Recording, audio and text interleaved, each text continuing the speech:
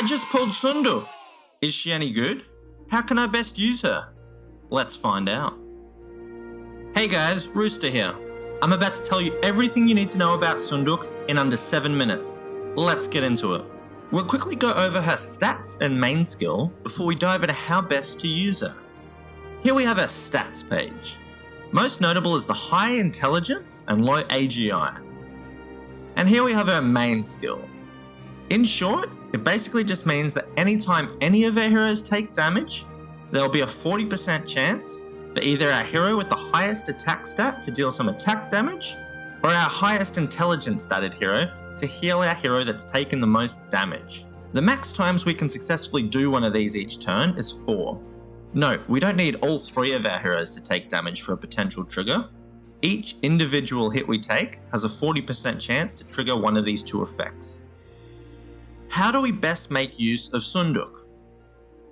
Since Sunduk's main skill is triggered upon taking damage, we can look to try and get our army taking damage as many times as possible. How do we achieve this? We can take more hits via share damage.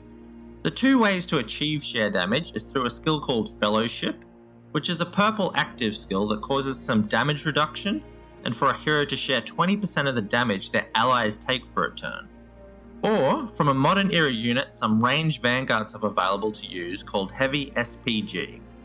This unit guarantees share damage for the first 3 turns, but unfortunately isn't available in Season 1. Meng Tian, Charles Martel, Thutmose, Nzinga, and Sejong all have Heavy SPG available to them in Season 2 Modern Age. Sejong being the best to equip Heavy SPG, as his main skill also benefits from extra hits of damage. Where should I use Sunduk? Sunduk is best in survival armies, commonly at the center position as a support hero. Both her first and second tier unique titles increases the chance of her main skill to trigger upon an ally hero taking damage. She can be played as a support hero for any damage dealer, but would ideally like to be played alongside an attack statted hero that can benefit from her main skill causing the highest friendly attack hero to deal damage. Putting her alongside an intelligence hero is still fine, but won't deal nearly as much damage from her main skill. Ideally, she would like to be played alongside a hero that can benefit from her main skill causing them to deal extra damage. The best hero for this is Yi Sun-shin, whose main skill deals extra damage whenever he deals damage. Ideally, she would also like to be played alongside a vanguard that runs that modern era unit, Heavy SPG if you're in Season 2. As I mentioned earlier, Sejong is the best choice for that unit. Is Sunduk part of a bond? Sunduk is part of the White Robes Bond, also referred to as the Korean Bond, alongside Yi Sun-shin and Sejong, the 2 heroes we just spoke about being great alongside Sunduk. As you can see, there are some great synergies within the bond.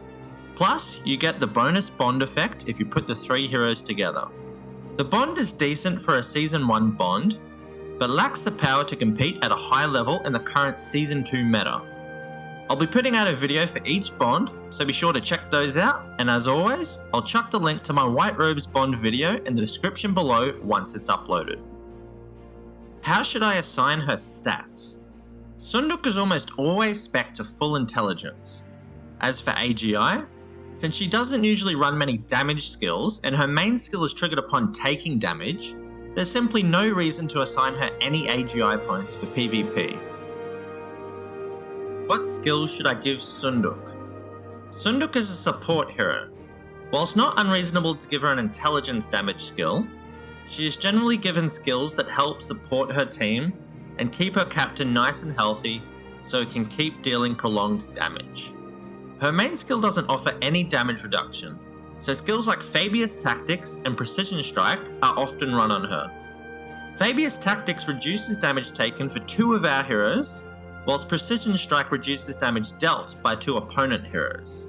There are some weaker purple variants of these 2 skills that can be run if you don't have them. Domineer is the purple version of Precision Strike. It reduces the damage of the furthest enemy in skill range, which is the opponent's captain if Sunduk is played at center.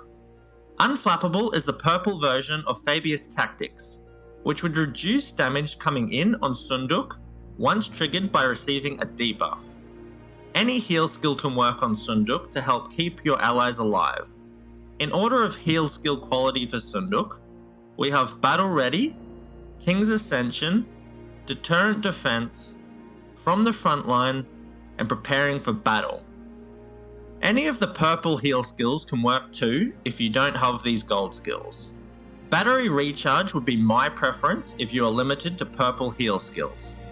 Unsettle is an excellent skill for any survival army. It's usually put on the Vanguard, but if the Vanguard already has 2 good skills, you can choose to put Unsettle on Seondeok as center. Is Seondeok any good? In Season 1, she can be used as a solid support hero or as part of the White Robes bond. Her unique titles are nice to have, but not necessary for her to be run. In Season 2, she is only really viable as part of the White Robes bond or in super tanky builds that look to cause draws. Overall, I'd rate her solid.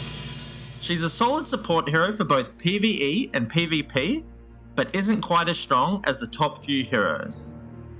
Seondeok's retire skill is Insightful Prediction. I'll be putting out a video for each gold skill, so be sure to check those out, and as always, I'll chuck the link to my Insightful Prediction video in the description below once it's uploaded. That's it for this spotlight. Be sure to like and subscribe, and tell me in the comments which hero you'd like me to do next.